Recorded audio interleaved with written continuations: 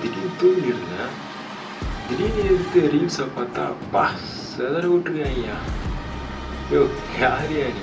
கீழே அந்த கூட்டத்தை பாருங்களேன். இன்னைக்கு தூத்துக்குடி திருநெல்வேலி போயிருக்காரு. ஐயோ பா என்ன ஃபீல்டா. அவர் சொன்ன நிஜம்தான். இப்போ நீங்கள் பொண்ணு உங்கள் மேலே ஒரு அன்பு வச்சுருந்தான்னு வச்சுக்கோங்க, அந்த ஃபீல் எல்லாருக்கும் ஒரு மாதிரி செம்மையாக இருக்கும். ஆனால் இங்கே எத்தனை பேர் அவர் மேலே ஒரு அன்பு வச்சுருக்காங்க. அப்போ அந்த ஃபீல் எப்படி இருக்கும்?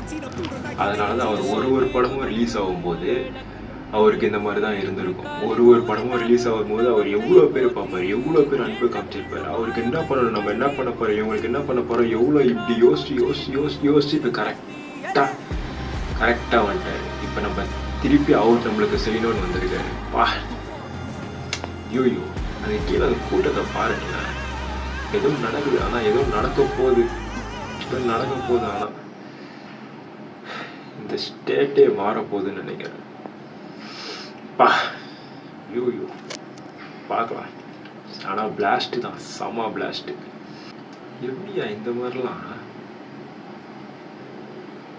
இவரு கட்சி ஆரம்பிச்சதுலேருந்து தான் ஒரு சின்ன பசங்களுக்கு கூட அந்த பாலிடிக்ஸை பற்றி ஒரு நாலேஜ் கிடச்சிருக்கு. எல்லாரும் சின்ன பசங்கள்லேருந்து பெரியவங்க வரைக்கும்